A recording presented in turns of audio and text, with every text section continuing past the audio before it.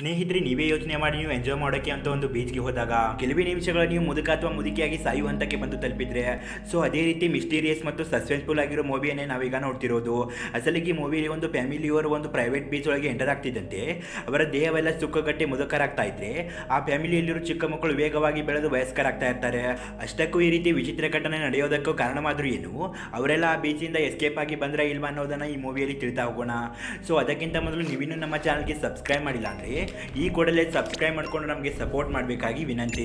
ಅಷ್ಟಕ್ಕೂ ಈ ಮೂವಿ ಹೆಸರು ಓಲ್ಡ್ ಅಂತ. ಮೂವಿಯ ಮೊದಲ ಸೀನಲ್ಲಿ ಒಂದು ಫ್ಯಾಮಿಲಿಯವರು ವೆಕೇಶನ್ ಅಂತ ಒಂದು ರೆಸಾರ್ಟ್ಗೆ ಹೋಗ್ತಾ ಇರ್ತಾರೆ. ಇಲ್ಲಿ ಇವಳ ಹೆಸರು ಪ್ರಿಸ್ಕಾ, ಇವಳ ಹಸ್ಬೆಂಡ್ ಹೆಸರು ಗಾಯ್ ಮತ್ತು ಮಗನ ಹೆಸರು ಟ್ರೆಂಡ್ ಹಾಗೂ ಮಗಳ ಹೆಸರು ಮ್ಯಾಡಾಕ್ಸ್ ಅಂತ.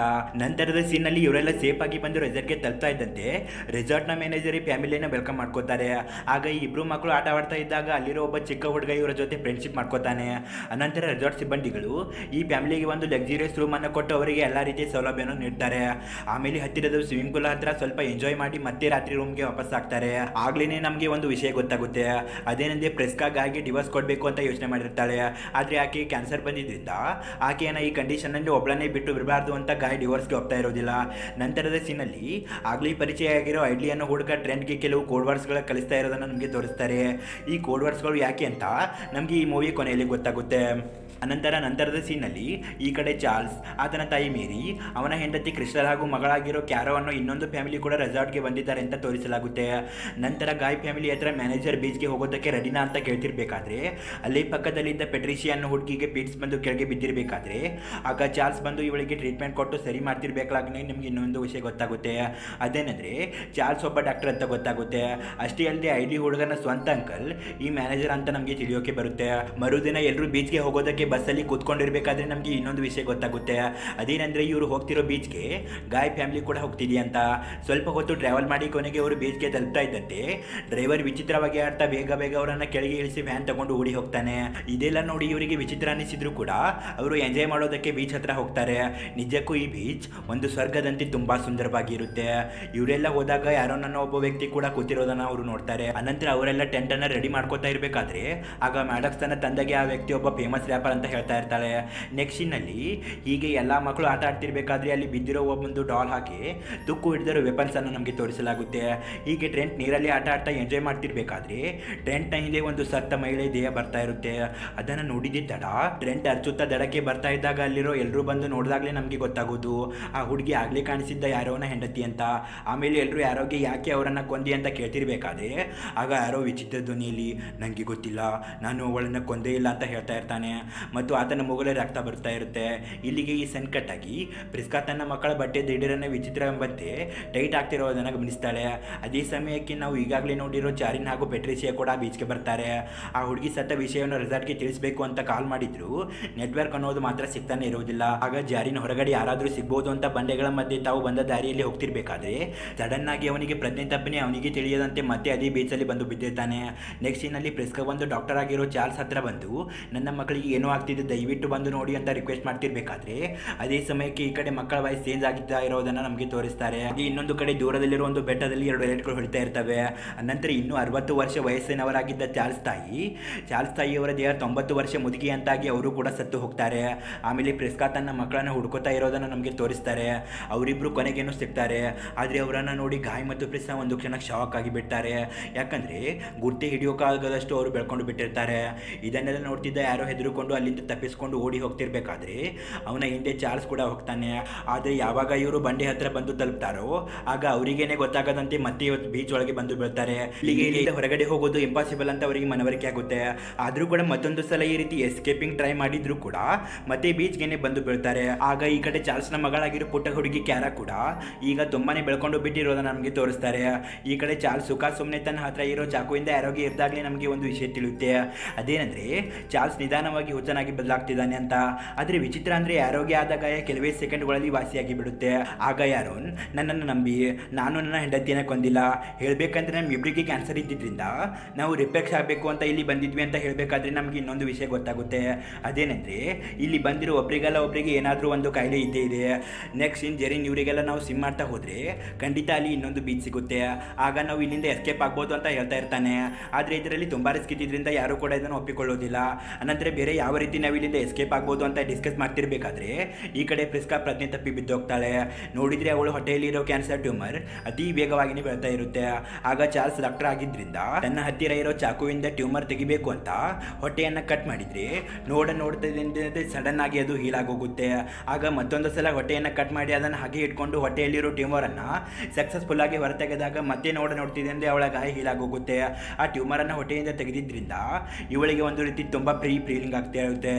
ಈ ಕಡೆ ಆರೋನ್ ಸತ್ತೋಗಿರೋ ತನ್ನ ಹುಡುಗಿಯ ಬಾಡಿ ಹತ್ರ ಬಂದು ನೋಡಿದಾಗ ವರ್ಷಾನುಗಟ್ಟಲೆ ಡಿಕಂಪೋಸ್ ಆಗಬೇಕಾದ್ರೂ ಹುಡುಗಿದೆಯಾ ಕೆಲವೇ ಗಂಟೆಗಳಲ್ಲಿ ಡಿಕಂಪೋಸ್ ಆಗಿ ಬರೀ ಬೋನ್ಸ್ ಮಾತ್ರ ಉಳಿದಿರೋದನ್ನು ನೋಡಿ ಎಲ್ಲರೂ ಒಂದು ಕ್ಷಣ ದಂಗಾಗಿ ಹೋಗ್ತಾರೆ. ಇದರಿಂದಾನೇ ಈ ಜಾಗದಲ್ಲಿ ಟೈಮ್ ತುಂಬ ವೇಗವಾಗಿ ಓಡ್ತಾ ಇದೆ ಅಂತ ಇವರಿಗೆ ಗೊತ್ತಾಗುತ್ತೆ. ಅಷ್ಟೇ ಅಲ್ಲದೆ ಆಶ್ಚರ್ಯಕರ ಸಂಗತಿ ಅಂದರೆ ಈ ಜಾಗದಲ್ಲಿ ಅರ್ಧ ಗಂಟೆ ಒಂದು ವರ್ಷಕ್ಕೆ ಸಮನಾಗಿರುತ್ತೆ. ಆಗ ಟ್ರೆಂಟ್ ಹಾಗೂ ಚಾರ್ಲ್ಸ್ನ ಮಗಳಾದ ಕ್ಯಾರಾ ಒಂದು ಟ್ರೆಂಟ್ ಒಳಗೆ ಮರುಗಿರೋದನ್ನು ನಮಗೆ ತೋರಿಸ್ತಾರೆ. ಈ ಕಡೆ ಇವರೆಲ್ಲ ತುಂಬ ಟೆನ್ಷನ್ ಮಾಡ್ಕೊಂಡಿರ್ತಾರೆ. ಯಾಕಂದರೆ ಇವರು ಬಾಡಿಯಲ್ಲಿರೋ ಸೆಲ್ಸ್ಗಳು ಅತಿ ಬೇಗನೆ ಬೆಳ್ತಿರೋದಲ್ಲದೆ ಅವರ ವಯಸ್ಸು ಹೆಚ್ಚಾಗ್ತಿದ್ದಂತೆ ಅವರಿಗಿರೋ ರೋಗಗಳು ಕೂಡ ಉದ್ಭವಿಸ್ತಾ ಹೋಗ್ತಿರ್ತವೆ. ಆಗ ಇವರಿಗೆ ಟ್ರೆಂಟ್ ಹಾಗೂ ಕ್ಯಾರಾ ನೆನಪಾಗಿ ಹುಡುಕಾಟ ನಡೆಸ್ತಿರ್ಬೇಕಾದ್ರೆ ಈ ಕಡೆ ನಮಗೆ ತೋರಿಸ್ತಾರೆ. ಆಗ ಇವರು ತುಂಬಾ ದೊಡ್ಡವರಾಗಿ ಬೆಳ್ಕೊಂಡು ಬಿಟ್ಟಿದ್ದಾರೆ ಅಂತ.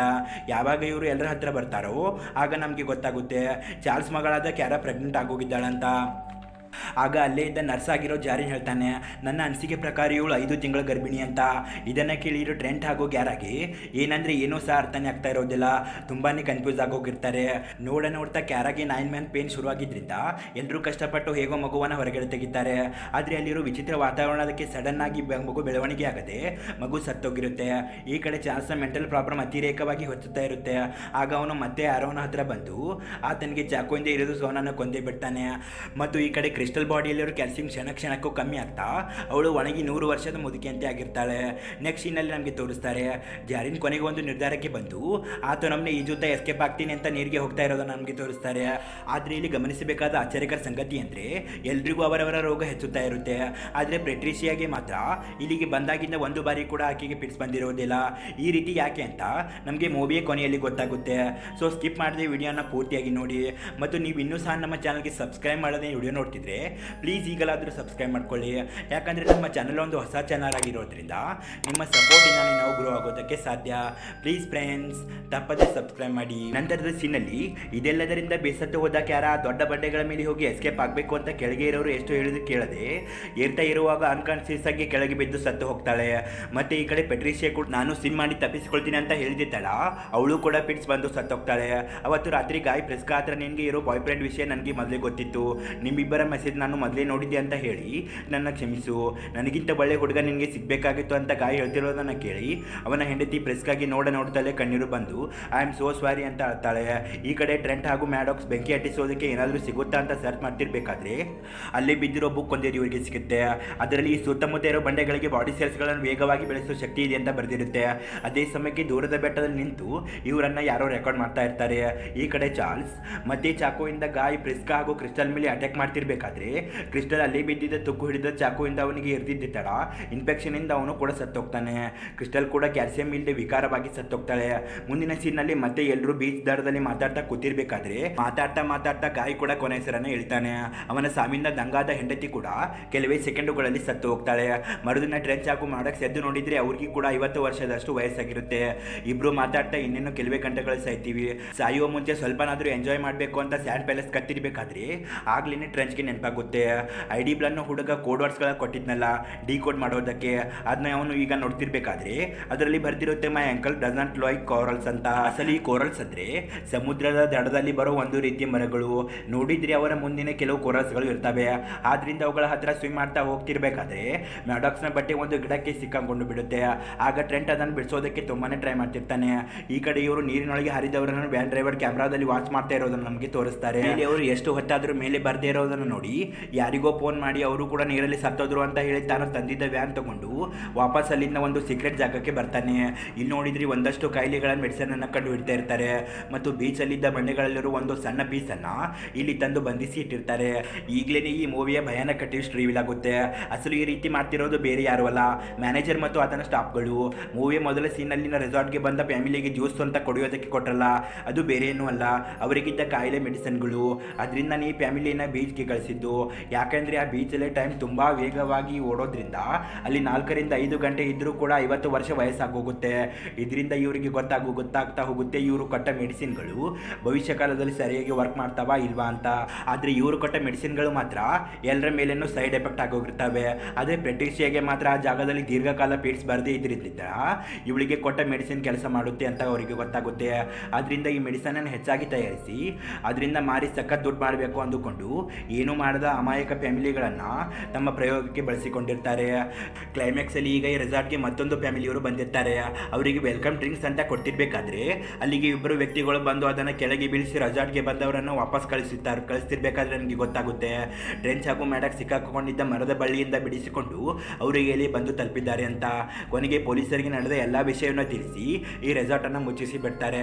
ಮ್ಯಾನೇಜರ್ ಹಾಗೂ ಆತರ ಸಿಬ್ಬಂದಿಗಳನ್ನು ಜೈಲಿಗೆ ಕಳಿಸ್ತಾರೆ. ಹೇಗಿತ್ತು ಫ್ರೆಂಡ್ಸ್ ಈ ಮೂವಿ ನಿಮಗೇನಾದರೂ ಇಷ್ಟ ಆಗಿದ್ದರೆ ಈ ವಿಡಿಯೋಗೆ ಒಂದು ಲೈಕ್ ಕೊಡಿ ಮತ್ತು ನಮ್ಮ ಚಾನಲ್ಗೆ ಸಬ್ಸ್ಕ್ರೈಬ್ ಮಾಡೋದನ್ನು ಮಾತ್ರ ಮರಿಬೇಡಿ.